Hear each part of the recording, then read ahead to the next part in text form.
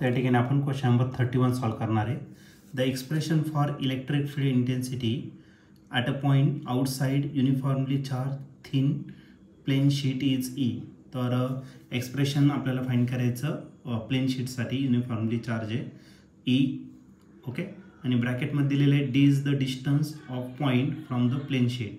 तर डी आहे त्या प्लेन शीटपासूनचं डिस्टन्स. तर हा क्वेश्चन 2018ला आलेला होता. याच्या 4 ऑप्शनपैकी पहिलं जे ऑप्शन आहे A independent of D, B option आहे directly proportional to square root of D, directly proportional to D, आणि डी ऑप्शन आहे directly proportional to 1 divided by square root of D. तर या 4 ऑप्शनपैकी या क्वेश्चनचा करेक्ट आन्सर काय असणार आहे? चला त्याला सॉल्व करूया आणि मग डिसाईड करूया. तर या क्वेश्चनमध्ये आपल्याला एक्सप्रेशन फाइंड करायचं electric field intensity outside uniformly charge plane शीटसाठी. ओके, आणि ती ई असणार आहे आणि ती कशावरती डिपेंड आहे किंवा इंडिपेंडंट आहे ते आपल्याला या ठिकाणी फाइंड करायचं. ऑप्शन नंतर चेक करू, पहिले आपण एक्सप्रेशन फाइंड करू प्लेन शीटसाठी. तर सर्वात पहिले मी काय घेतलं तर एक प्लेन शीट घेतलं आणि याच्यासाठी आपल्याला काय करायचं इलेक्ट्रिक फील्ड इंटेन्सिटी. मग सर्वात पहिले आपण एक घेतली प्लेन शीट आणि या प्लेन शीटवरती युनिफॉर्मली चार्ज आहे म्हणजे याच्या सरफेसवरती काय असणार आहे चार्जेस असणार आहे. ओके, युनिफॉर्मली ते चार्जेस या ठिकाणी काय झालेले डिस्ट्रीब्यूट झालेले. तर due to this uniform charge तर याच्या सराउंडिंगमध्ये काय होणार आहे इलेक्ट्रिक फील्ड या ठिकाणी डेव्हलप होणार आहे. आणि जर इलेक्ट्रिक फील्ड आपल्याला फाइंड करायचं असेल तर आपल्याला या ठिकाणी एक इमॅजिनरी सरफेस ड्रॉ करावं लागणार. आणि आता आपण इमॅजिनरी जो सरफेस ड्रॉ करणार आहे तो घेणार आहे एक सिलेंडर आणि या सिलेंडरला म्हटलं जातं गॉशियन सिलेंडर.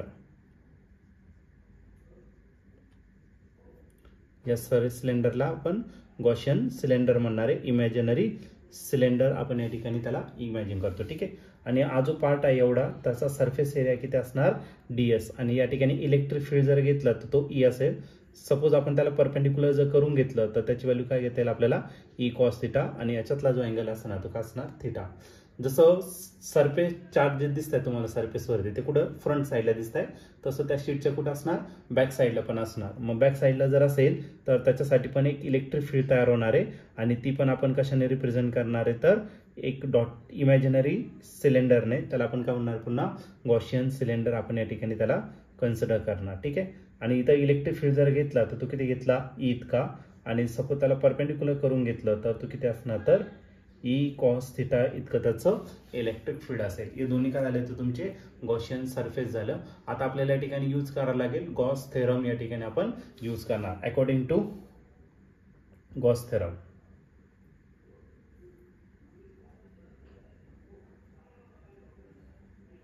गॉस थेरम जर घेतला तर काय असतं जो फ्लक्स आहे तो काय असतो algebraic sum of all the charges divided by permittivity. Algebraic sum of all the charges तो रिप्रेझेंट केला आपण क्यू ने आणि डिवाइड काय राहिलं तर तुमचं परमिटिव्हिटी. आता फ्लक्सचा जर फॉर्म्युला घेतला जनरल तर फ्लक्सचा फॉर्म्युला असतो close integration of E cos theta into ds. ds म्हणजे काय सरफेस एरिया. ओके, आता याच्यामध्ये 2 सरफेस आपल्याकडे अवेलेबल आहे. एक सपोज आपण कन्सिडर केलं पी कडे आणि दुसरं कुठे घेतलं तर P1 कडे घेतला. ठीक आहे, मग हा जनरल फॉर्म्युला झाला क्लोज इंटिग्रेशनचा. मग आपण कोणासाठी घेणार तर दोन्ही सरफेससाठी घेणार आहे.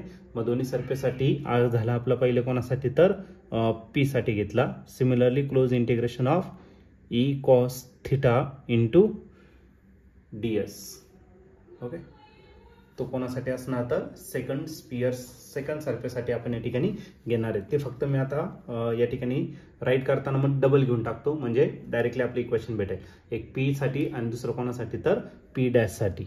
मग फॉर्म्युला मी राईट करताना इथं काय करणार तर 2 कन्सिडर करणार. 2 कुठून आला तर फ्रंटचा सरफेस आणि बॅकचा surface is equal to Q divided by काय झाला तर तुमचा एप्सिलॉन 0. आता हे जे चार्जेस आहे हे चार्जेस कुठे डिस्ट्रीब्यूट झालेले अलोंग द सरफेस. मग याच्यासाठी आपल्याकडे एक फॉर्म्युला आहे. कोणता फॉर्म्युला आहे सिग्माचा. Surface charge density charge per unit काय तर एरिया.